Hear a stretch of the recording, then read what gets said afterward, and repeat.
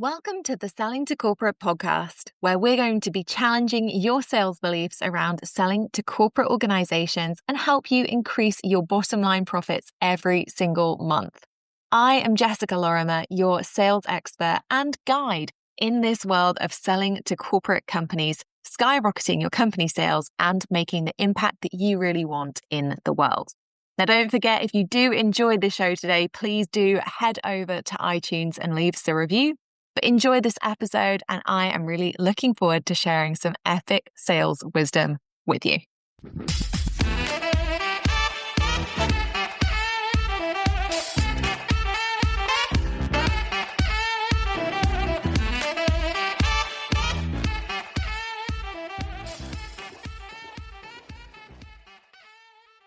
Happy Halloween. And with the entry of spooky season upon us, we also know that it is the final day to join the last ever The C-Suite 2026. So if you haven't signed yourself up yet, you have until 5 p.m. UK today to get yourself a spot. And if you don't, that's it, gone genuinely forever.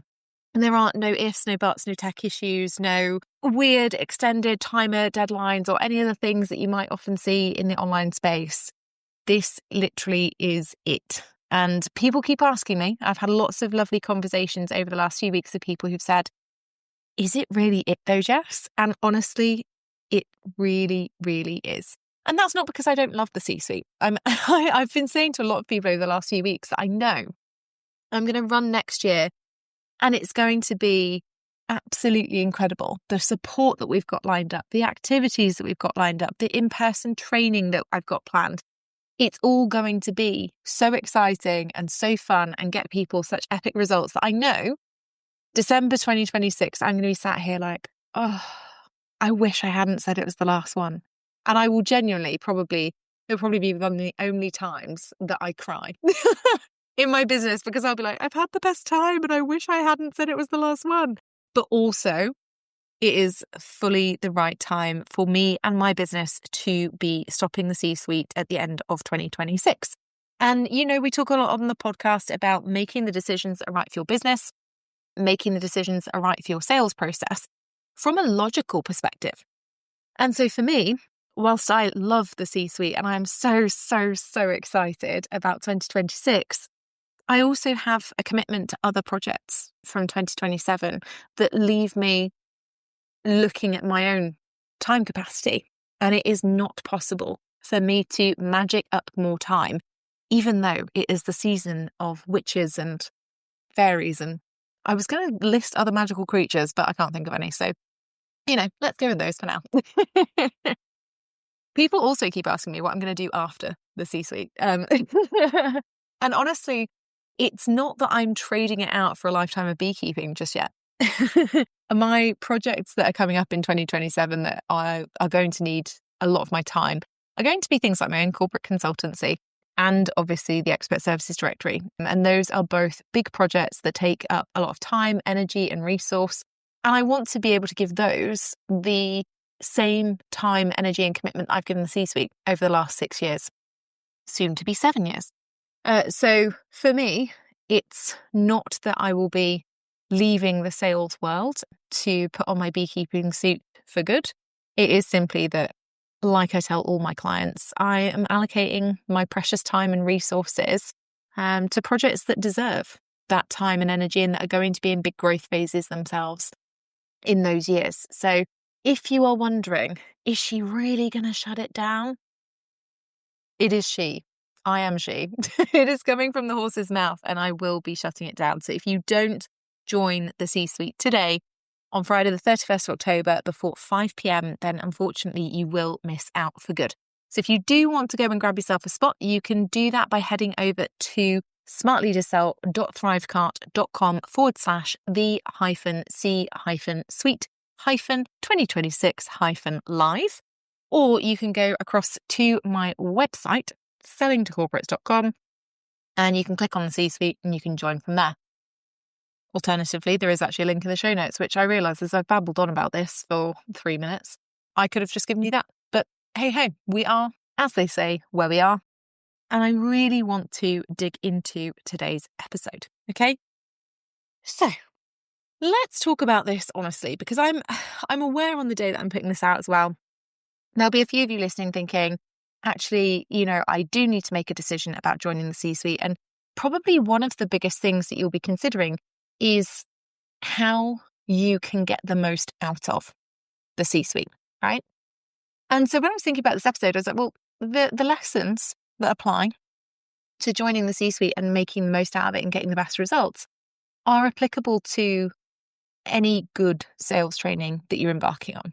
Okay. And when I say good, I think we need to understand what that looks like, because good is not just buying a sales training from someone on the internet who's been good at selling themselves. Worryingly, anyone can sell themselves. And worryingly, perhaps in this economy, anyone can sell their own business and their own services, and they can do it relatively well. But it doesn't mean that they are qualified in any way to teach you how to sell. And you might be thinking, well, hang on a minute, Jess.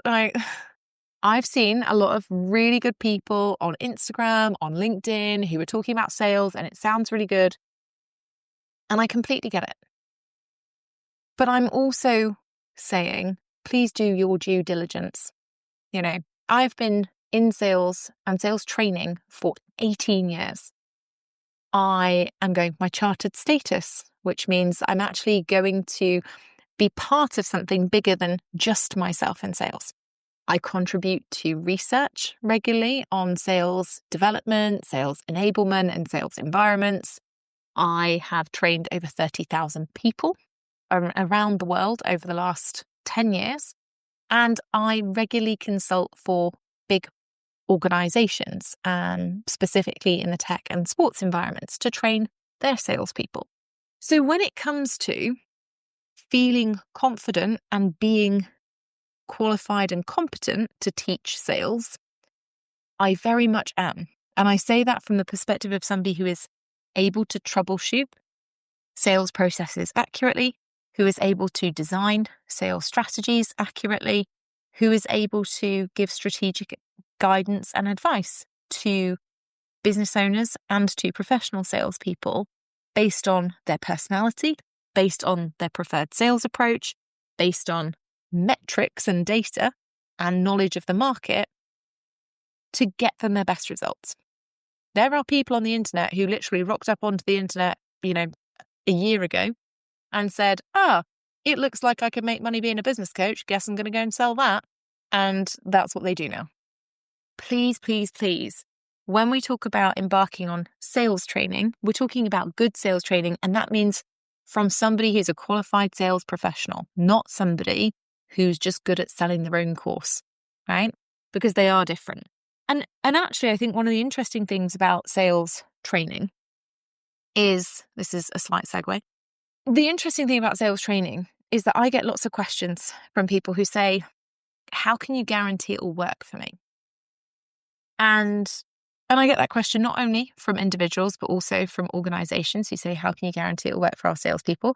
And I say to people all the time, professional salespeople, companies that are paying me to train professional salespeople, individual founders of businesses, I can't guarantee results.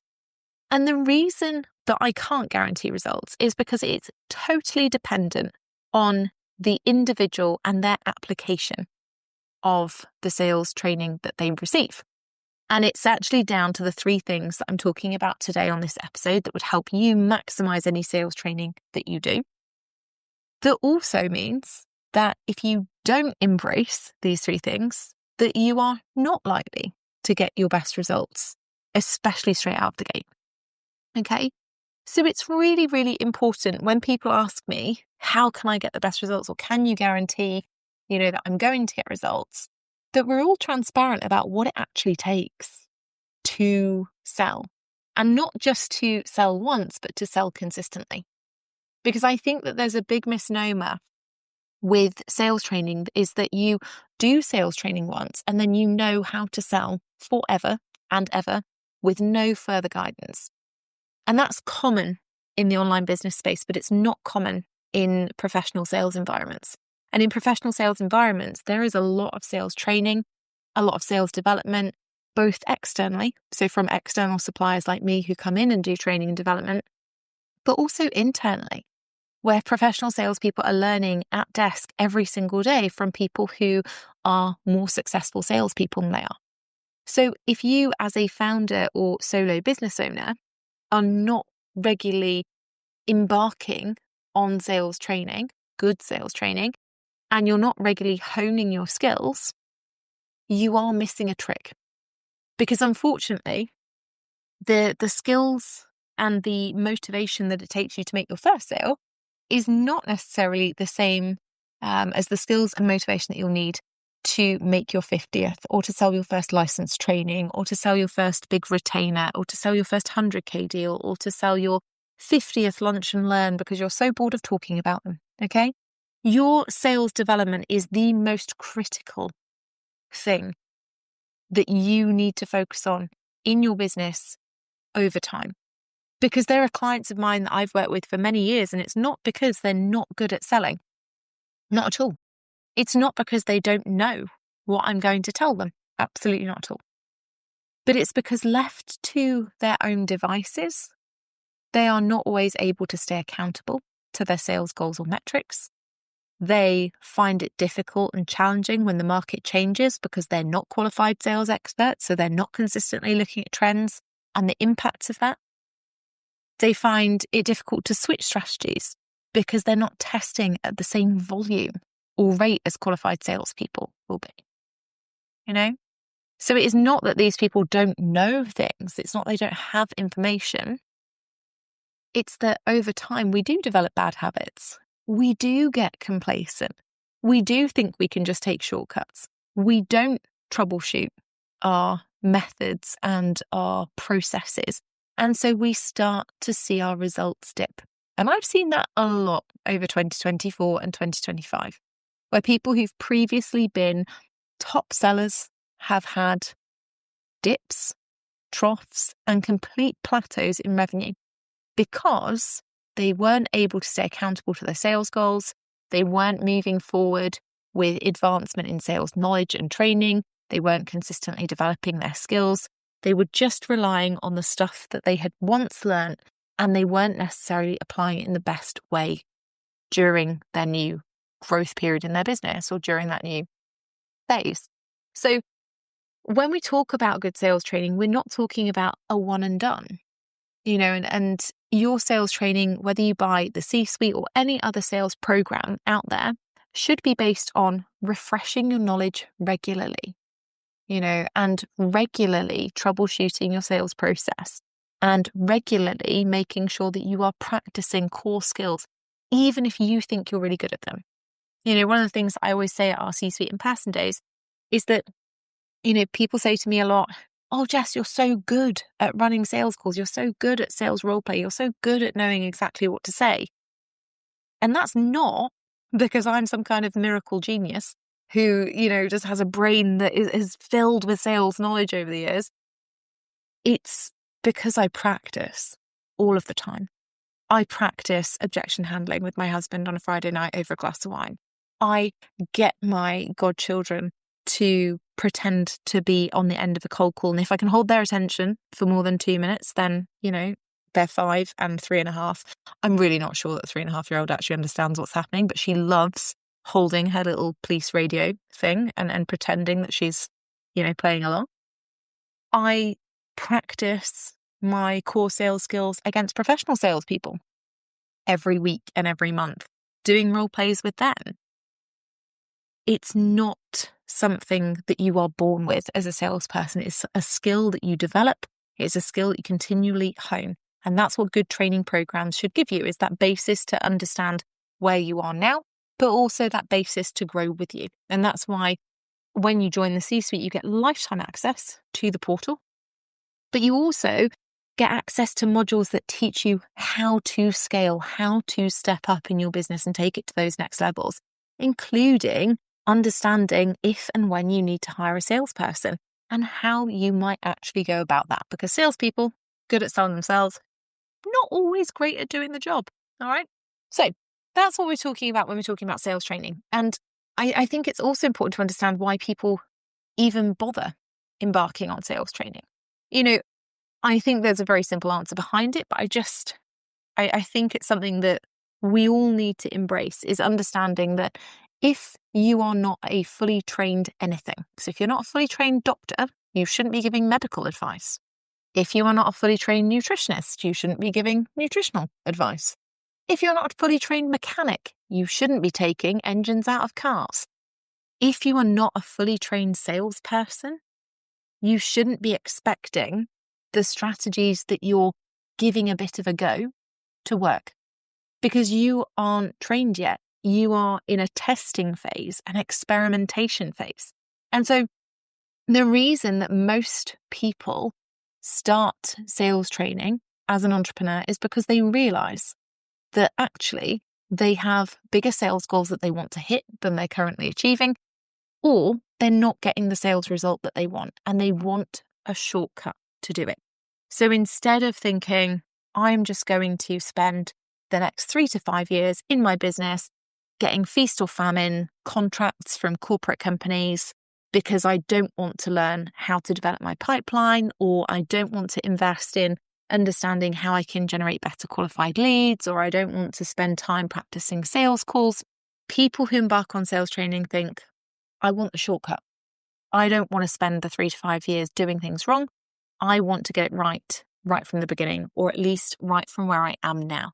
Because sometimes we recognize we've developed these bad habits and this complacency. So, we recognize that we need to change that. And so we often get people who join the C-suite and say, I've tried doing it the hard way. And now I just want something that is simple, that is streamlined, and that tells me exactly what to do.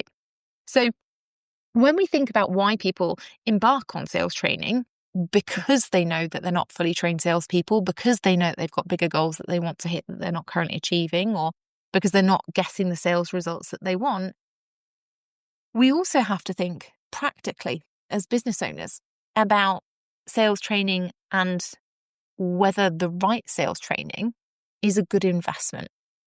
Because there are so many other things out there now. You can hire a salesperson. I get lots of questions about that. I've recorded a podcast episode about it. So if you want to go back and understand what you need to know in order to hire a salesperson successfully, then you can absolutely go back and check out those episodes. They also focus on other things. There are marketing solutions out there now that tell you that they will get leads for you, warm them up, and basically pre-sell them. There are communications investments that need to be made for small businesses. People focus on branding. They worry about their websites. These things are all tools, right? They're useful to have in your business. I would argue that not all of them are essential by a long way. Websites, looking at you. But they don't sell for you, right? That's not their job. The only thing that will sell for you in your business is you, or is a qualified salesperson selling for you. So if you invest and you implement the right sales training for you, you are absolutely going to make more money that you can invest into those other things, and some of them I would definitely term as being nice to have, not because they are not useful, not because they don't add commercial value to your business, but because if your business doesn't have a sales strategy and isn't making money, you have a very expensive hobby. You don't have a business. If you have a business that is making money but doesn't have a website, or doesn't have the branding that you love, or doesn't have a good LinkedIn posting strategy, but it's still making money, you have a business and you can solve those other problems. Okay? If you don't invest in good sales training, then unfortunately you do have to also be prepared to suck up the losses. And those losses are vast in terms of the time that you'll spend testing out strategies that do work, that don't work, trying to figure out why. You will face losses in terms of lost deals that won't end up turning into anything. And you'll end up losing out, particularly in more challenging economic markets, because there will be people out there, even professional salespeople, working on behalf of consulting companies, working on behalf of coaching companies, working on behalf of other organizations, who will be selling actively, boldly. And they will have a sales process that is better than yours. unless you invest and implement in the right sales training. Okay. And in previous podcast episodes, I've always said at this point, I don't mind if you invest in my sales training or if you invest in anyone else's. It's what's going to be the best fit for you. And I stand by that. However, I will also say that today is the last day ever to access the C-suite. So if you're somebody who's listened to this podcast for 4 years and you've been on the fence about joining the C-suite and kind of like, oh, well, I'll do the next time, there isn't a next time. So if you're thinking, I need high quality sales training and I've been thinking about the C-suite forever, now really is the time to get yourself a spot. All right. So once we've established, I feel like we have, I've gone on about it enough, that actually sales training is the most valuable investment for any business. It's actually why commercial organizations spend so much money on sales training development. It's why they spend so much money on paying salespeople and retaining them, because they don't want them to go to competitors and see their competitors start to mop up market share. And it's why entrepreneurs should invest in sales training, and they should do it regularly, because again, it's the only thing that's going to make a significant difference to your bottom line. Everything else will have some impact, but not the same level, not the same significant impact. And so if we understand that, we also have to think about how, as individuals undertaking sales training, we can maximize it.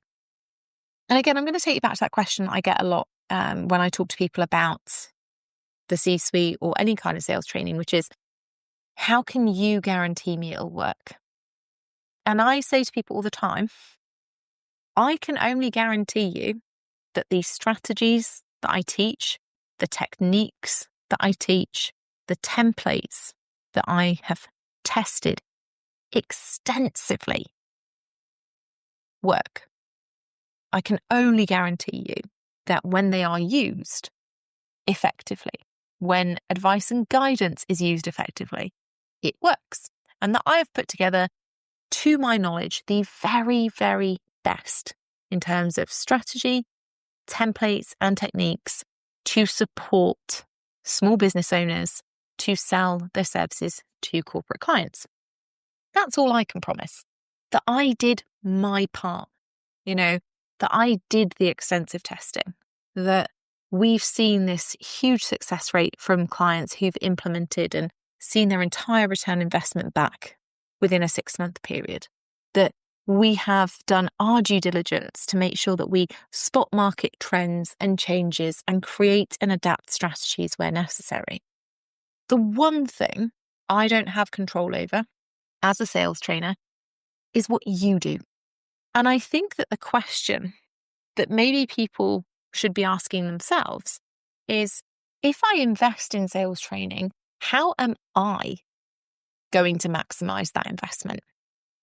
What am I going to do to make sure I use it in the right way? And for me, there are 3 things that if somebody uses all 3 of these elements, that mean that they get the very best result. And they're not difficult things, right? The first one is sales mindset. Investing in sales training is really tough, right? It's actually quite scary for a lot of people. It's adrenaline inducing because you are nervous about making an investment as a business owner. You're excited about the possibility of what could happen if you go in and you do it well. You're also a little bit fueled, I say a little bit, a lot fueled with adrenaline of, oh my goodness, this is scary, this is exciting, this is going to be amazing. What if I'm a success? What if I'm a failure? What do I do if I don't like it? There are so many things that fly around our body when we are talking about investing in sales training. And here's the kicker. When you embark on good sales training, it will push you out of your comfort zone. And it will ask you to do things that maybe you haven't experienced before. Maybe you have a lot of resistance to. And so if you are somebody who enters into sales training and you are not open-minded, so you are not somebody who is curious about the possibilities, you are not focused on opening your mind to new strategies, even if they don't look like your existing strategies or techniques that you're using, then for you, it's going to be a rough ride, completely full of resistance that will take you a lot longer to get to your sales goal. Now, that's not to say that you have to do mindset training before you embark on sales training, but it is to say that you need to understand that investing and implementing sales training is about being flexible. It's about adapting to new environments. It's about pushing yourself out of your comfort zone. It's about setting boundaries effectively with prospective and existing clients. It's about direct communication, which may be or may feel like a challenge based on how you currently communicate. It is following up in a professional and courteous way and thinking, oh my goodness, am I just clogging up their inbox? And having to really face some of those fears, face some of those awkward stereotypes that you've built up yourself around what it means to be a salesperson. Okay. And it's super important that you understand that sales training and doing it well and maximizing it is about being flexible. It is about being open-minded. It is about adapting, because that way you don't fall back into the bad habits or the complacency or the comfort zone that you're currently in. Because if those things worked so well, most people wouldn't want to be in sales training because they'd be happy with their sales results. They wouldn't be striving for more. They wouldn't be thinking, oh, my current sales process isn't working, so I should be exploring other options, right? If what you are currently doing is making you happy in your business and it's giving you the sales you want, fabulous. Now is not necessarily the time for you to go ahead and invest in sales training. But if you are not happy with your sales results and you are not currently making the sales that you want, then you are going to need to invest in sales training. You are going to need to accept that you need to build a resilient and flexible and adaptive mindset as you embark on that journey, because that's going to get you a much better result, and it's going to be it's going to feel like a much more comfortable process for you. The second thing that is important for maximizing any sales training, and I think that this is probably the biggest, if I'm honest, is implementing what you are told by your sales trainer. Now, I see people all the time who come to me and say, Jess, I have invested in this sales training before. What do you think? And I don't know, because I haven't done insert random person on the internet's name course or program. So I don't know what their sales strategies are like. I don't know what their teaching style is like. I don't know what content they teach. And I'm honestly not interested, because what I can tell everybody who asks me that is that the sales strategies I teach haven't been designed in line with whatever that person or that organization teaches. They've been designed based off of what I know about sales, based off the 18 years of experience, based off the how many thousands of people I've taught over the last 18 years. 30,000 in the last 10 alone is quite a significant amount. And based off of all the extensive research and testing and development that I do. It's not based off of other people's programs. So I know and can pretty much guarantee that my sales strategies won't work in line with somebody else's, because they weren't designed to. It's like putting the engine of a Vauxhall Corsa into a Porsche and expecting it to be perfect.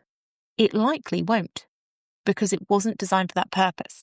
So when we talk about maximizing your sales training and your investment into sales training, we're really talking about implementing what you're told to implement, and that's from both a don't try and mix strategies that weren't designed together because it won't produce the right result perspective, but it's also from a you have to do the work. And this sounds like a really basic thing, but I've had lots of clients over the years, and to be clear, I love working with my clients. I love watching the breakthrough moments that they get when they implement a sales strategy that they were a bit nervous about, but works really well. And they're like, oh my gosh, I didn't realize it would feel this good. I didn't realize it would be this exciting. I didn't realize I would get this big a profit margin or a deal. I love that. But I've worked with clients over the years who've found it really easy to go into sales training and see results. And those are the clients who do the work and follow my instructions to the letter, right? They are the people who come to in-person training days and they'll say, Jess, I've tested this. These are my results. What else can I do? And I will say, go and do this, this, and this. And they do, and they get results, and they're thrilled. Or they'll come to monthly hot seat sessions and they'll say, I want to start using the lead generation strategy for LinkedIn. Here's my messaging. I've followed the template to the letter. What do you think? And, we'll look at it.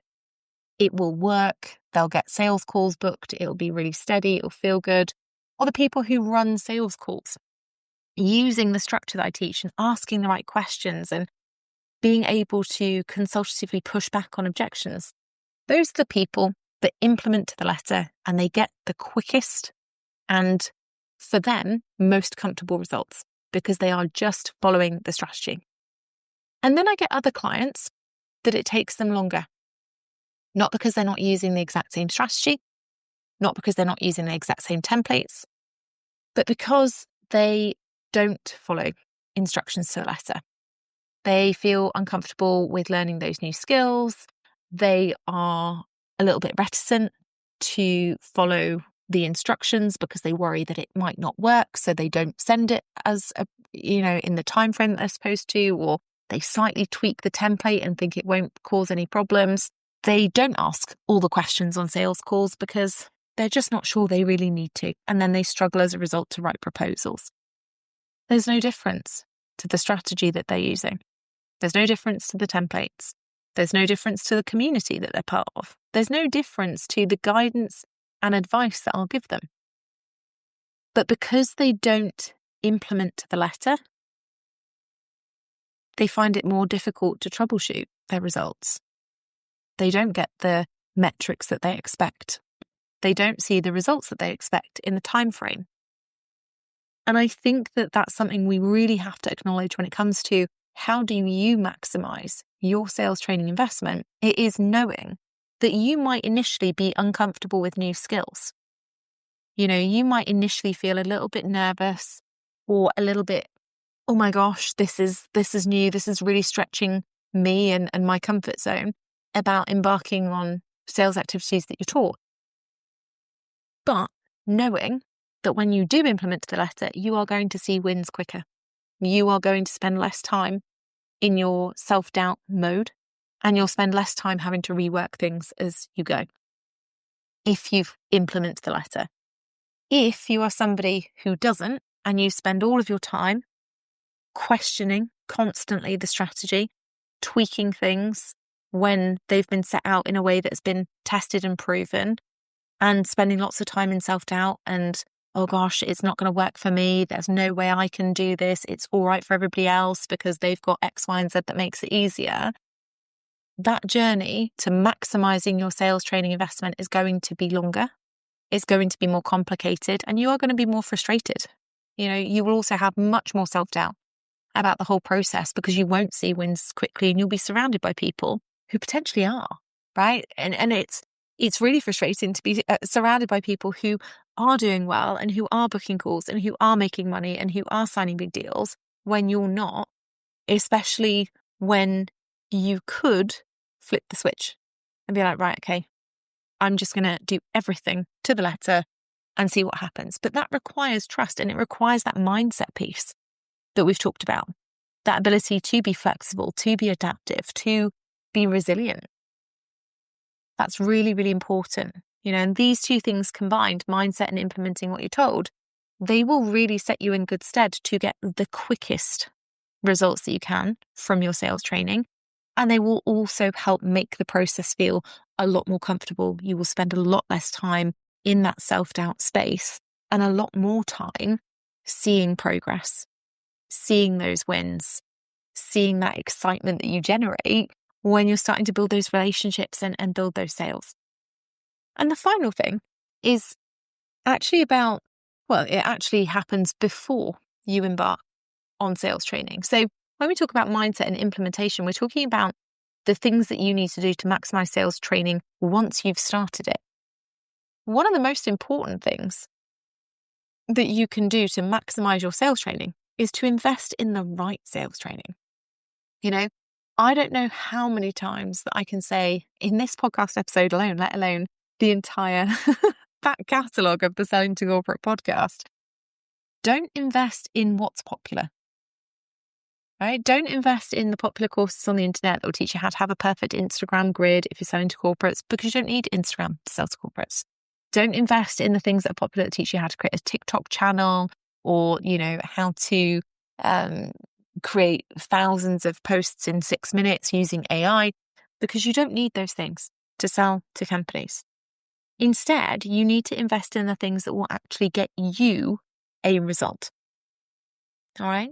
So if your goal at the moment is, I am currently not hitting the sales targets that I want to, or my sales results are not the results that I want, then you need to be buying sales training that is focused on supporting you to sell to companies, not buying another B2C course on funnels, book launches, webinar whatevers, rewriting your website, all of those things, because they are not going to help you achieve the goal that you really want to hit. If you're listening to this episode and you're like, no, I'm thrilled about my sales efforts, and actually I'm making the money I want and I'm really happy with it, think about what your other goals are. And if your other goals are, oh my gosh, I never send anyone to my website because I'm so embarrassed about it. Been there, done that. Then absolutely go find a web designer, start a creative project. If you are thinking, actually, I really want to learn how to create an amazing report that I could give to organizations with no expectation, then yeah, absolutely go and work with somebody on copywriting. I know quite a few amazing people who can help you with those sorts of things. But we have to invest in the right training that meets the goal that we want to achieve. And from a sales capacity, that means invest in the right sales training. Okay. And with B2B, that is not doing stuff like webinars. It's not having quizzes that go into endless funnels. It's not having a 7-day nurture sequence that a corporate decision maker is literally never going to read. It is knowing how to do best practice lead generation, to be able to target, identify, and approach the right decision makers who actually are qualified to buy from you because they are responsible for your area of specialism and they do control the budget to pay you. It's learning how to navigate sales calls properly with decision makers so that you can set appropriate scopes of work, so that you set boundaries from the outset, so that you're able to manage expectations around pricing, so that you're able to get the 4 key pieces of information that you need to write a proposal that converts. It's learning how to understand the key buying indicators from decision makers and understanding the difference between a decision maker and a sponsor of a project so that you don't inadvertently sell to the wrong person who can't sign it off. It's learning how to communicate properly with corporate companies instead of content creation. It's learning the communication skills that you need for that direct contact on sales calls, in follow-ups, when you're sending proposals, when you're chasing outstanding deals. And it's knowing how to create, price, and sell offers to companies in a way that feels valuable for them, in a way that feels commercially viable for them, in a way that feels seamless for you. Those are the skills that you need to be learning from a B2B sales perspective. So when you're thinking about how you want to improve your business over the next couple of months of this year and into 2026, it's really time to think about what your sales goals are and whether or not you're investing in the right training to help you get there. So, obviously, this is the final day of the C-suite. You can grab all of this information because the C-suite does teach you everything that you ever need to know about selling your services to corporate clients. You can absolutely head across to the website, to the link in the show notes, or to the link I mentioned earlier, and grab your spot before 5 p.m. today. Otherwise, make sure that if and when you do embark on sales training, whether it's for B2B or B2C, that you use these tips today, because it does make a huge, huge difference in your success and in the speed of your success around it as well. And my final tip, of course, for you is just a reminder When it comes to sales training, if you are half in, if you are half doing it, you will get little to no results. So it is best to embrace, obviously, investing in the right training. It's best to, focus your mindset on being flexible and adaptive and resilient. And it's best to implement to the letter. But if you are half in, if you are, I don't really mind if it works or if it doesn't, if you are not prepared to give it the time and the energy that it deserves, and certainly with the C-suite, I can't speak for other programs, but with the C-suite, you need to be spending 2 hours a week on solid implementation. If you are only half in, you will see little to no results. You won't see half the results that someone who is operating in their best way with their best process will see. You will see little to none because you won't be spending the time on doing the right activities or being able to troubleshoot them in the right way. And that will actually cost you way more than half the sales. All right. So as you embark on sales training, whether it is the C-suite now or whether it's something else in the future, please remember that it is not about the program guaranteeing you results. It is about investing in the right sales training, doing your due diligence to make sure that you are investing in the right sales training.